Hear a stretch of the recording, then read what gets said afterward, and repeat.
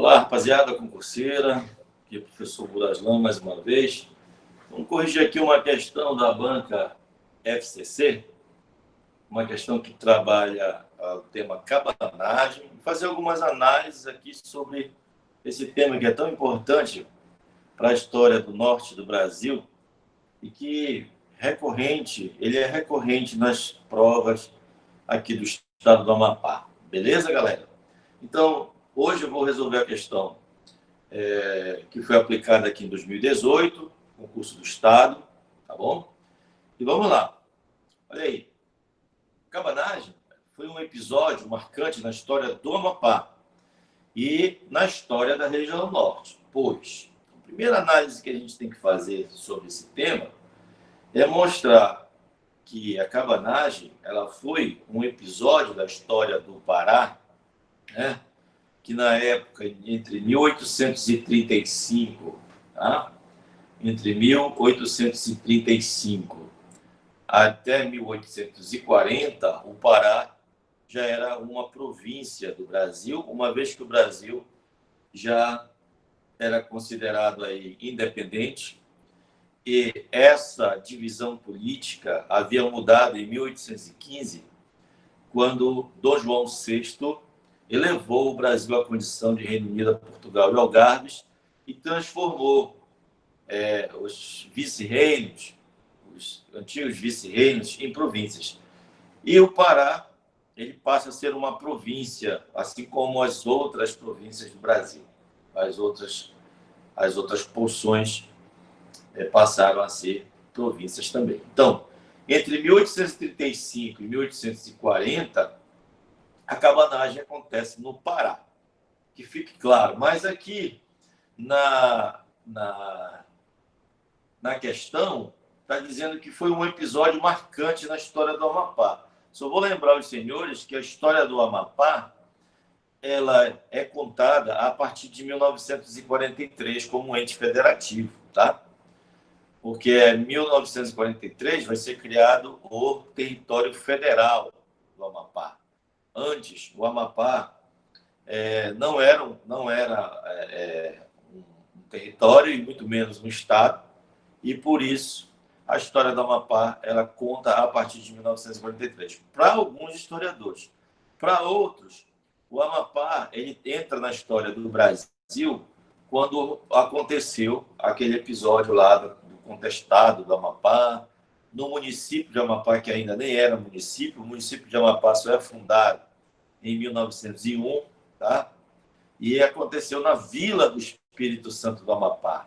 Então, há vamos dizer assim, uma discussão entre os historiadores locais sobre quando começa a história do Amapá, porque, de fato, o Amapá ele pertence ao Pará até 1943, e em 1943 ele é desmembrado na condição de território. Então, se a cabanagem acontece em 1835 até 40, ela faz parte da história do Pará e não da história do Amapá. Mesmo que a cabanagem tenha alcançado Macapá, Mazagão, a Ilha de Santana, que hoje pertence ao atual estado do Amapá. Então, o que a gente não pode fazer? É confundir a história dentro de um anacronismo. Então, aqui eu mostro para você a província do Pará, que compreende o Amapá, que compreende Roraima, que compreende o estado do Amazonas e que compreende o próprio estado do Pará. Então, a província do Pará ela era muito maior do que o estado do Pará hoje. Então, as pessoas confundem os estados, confundem as suas histórias com a história da província do Pará. Então, há um processo aqui que nós vamos chamar de anacronismo, tá? Que é usar o termo histórico fora do seu tempo histórico, tá bom?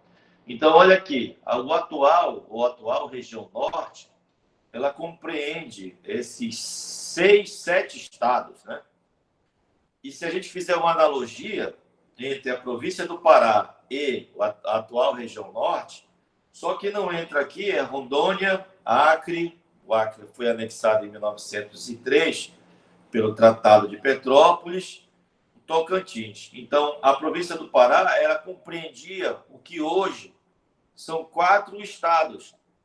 Então, Roraima, Amapá, Pará e Amazonas. Então, para que a gente não incorra no anacronismo, tudo que acontece na história do Pará enquanto província é a história do Pará.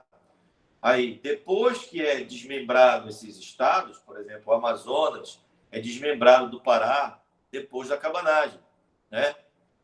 Roraima e Amapá são desmembrados na condição de territórios. Então, a gente tem que ter muita calma em analisar a história sem incorrer no erro do anacronismo.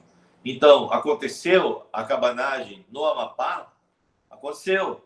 Mas quando o Amapá pertencia ao Pará, beleza? Então, a história ela é do Pará, beleza? Estão entendendo? Então, olha o que essa primeira análise aqui. Agora, vamos para a questão. A alternativa A, ela é uma alternativa que é incoerente, porque ela trata do tema Confederação do Equador. Vamos ler a alternativa. A cabanagem resultou da decretação da independência do Grão-Pará em relação ao centro do Império e na instalação de um governo provisório, que logo foi reconhecido pelas demais províncias ao propor o projeto de criação da Confederação do Equador. Lembrando que a Confederação do Equador ela foi um episódio do primeiro reinado, enquanto algumas províncias do Nordeste, não do Norte, se levantaram contra o governo de Dom Pedro e propuseram aí a separação política. A partir de então, eles iriam, na verdade, promover ou proclamar uma república, beleza? Então, é fora do tempo histórico da cabanagem, tá? Então, não foi a independência do Grão-Pará em relação ao centro do Império que provocou a Confederação do Equador. O Pará nada tem a ver com a Confederação do Equador. Se fosse Pernambuco, Ceará, Rio Grande do Norte, Alagoas, que são províncias que levantaram essa bandeira republicana, aí sim. Então, a alternativa A ela é incoerente. Vamos olhar a alternativa B. A alternativa B, ela diz assim, ó, demonstrou a capacidade de organização e lutas de classes populares, uma vez que os cabanos chegaram a tomar o poder e proclamaram um governo republicano, que existiu mesmo após as investidas das forças imperiais, levando Dom Pedro I a assinar um pacto de paz. Vou analisar a seguinte situação. A figura de Dom Pedro I, quando ocorre a cabanagem, que é em 1835, nem existe mais, porque Dom Pedro faleceu em 1834.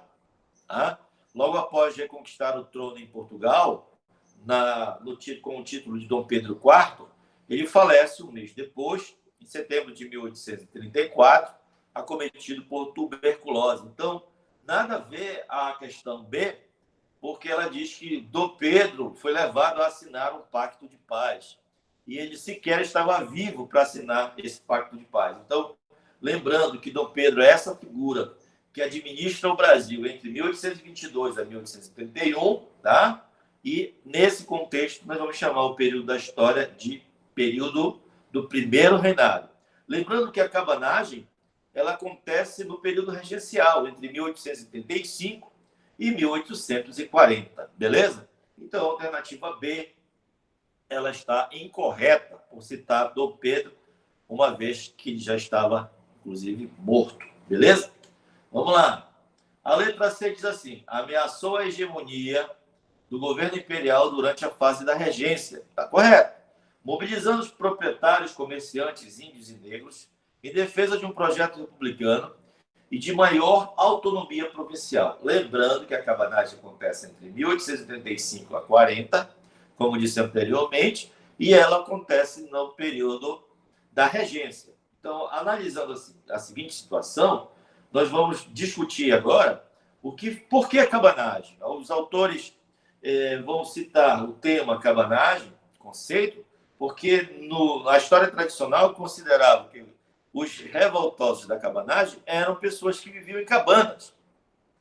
Mas, depois da discussão das obras de Domingo Raiol e Pasquale de Paolo, nós vamos entender que a cabanagem era um movimento em que participou diversas classes sociais, além, obviamente, dos pobres, ribeirinhos, negros e índios, mestiços. Nós tivemos a presença de proprietários, comerciantes, profissionais liberais, clérigos. Então, quem eram os cabanos? Os cabanos eram todos os insurretos que se envolveram na cabanagem, independente de condição social, tá? De condição econômica. É claro que a cabanagem é considerada um movimento popular, porque a maioria dos cabanos eram pessoas humildes do povo, pobres, ribeirinhos, mestiços, índios, negros fugidos, entre outros, beleza? Então, eu posso citar aqui a participação de índios, mestiços, negros, fazendeiros, comerciantes, clérigos, profissionais liberais.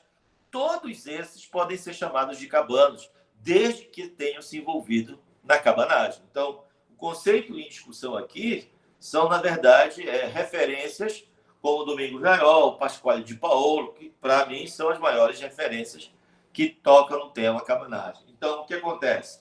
A alternativa C, ela pode ser uma alternativa considerada correta por conta dessa análise aí e por conta de toda essa situação. Ok? Vamos lá. Mas essa questão, ela me apresenta uma incoerência. Vamos lá, vamos seguir. A letra D. Dividiu de forma radical todas as províncias da região norte e nordeste, provocando uma guerra civil entre os que eram favoráveis e fiéis ao governo português e os defensores de um novo governo brasileiro democrático. Lembrando que a cabanagem é um movimento que acontece quando o Brasil já está independente. E outra, dentro dessa análise, quando ela diz todas as províncias da região norte e nordeste, mostrando mais uma vez aqui o mapa, o desenho que mostra onde ocorre a cabanagem, que é a província do Pará, eu mostro aqui o nordeste que não tem participação na cabanagem. Então, a questão D, ela é incorreta, beleza?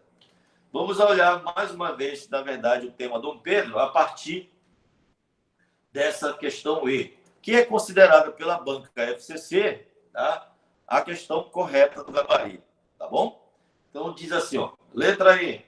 Foi um movimento com forte participação popular que se alastrou por uma área hoje correspondente a diversos estados. Nas alternativas anteriores, eu disse para os senhores, olha, foram 4 estados, né? Roraima, Amapá, Amazonas, Pará, que compreendiam a província do Pará. Então, posso considerar correto, tá bom? Até aqui. Expressando o descontentamento social e político com a situação da região e as tensões com o governo de Dom Pedro I. O Dom Pedro I, ele acontece, na verdade, o governo de Dom Pedro I acontece antes do período regencial. Quando Dom Pedro abdica o trono em 7 de abril de 1831, é que começa a regência. Então, há um problema nessa alternativa, porque ele cita as tensões com o governo de Dom Pedro I. É claro que a cabanagem ela tem as suas causas ligadas ao governo de Dom Pedro I. A tragédia do Brigue Palhaço, que acontece em 1823 no Pará, as tensões envolvendo a questão indígena, não só isso, o autoritarismo do governo Bernardo Lobo de Souza, né, que é nomeado dentro desse contexto e que vai provocar todo um processo de insatisfação social e política dentro do Pará, mas há uma discussão em relação a essas tensões com o governo de Dom Pedro, uma vez que a cabanagem acontece na regência. E como eu mesmo citei, Dom Pedro já havia falecido em 1834, quando a cabanagem acontece, é só em 1835. Então, se essa é o gabarito, podemos considerar que essa questão ela pode ter 2 alternativas corretas. Então, fica aí a análise para os senhores que são especialistas para poder discutir melhor essa questão. Valeu? Então, essa foi a minha dica de hoje. Até mais. Fica com Deus. Valeu!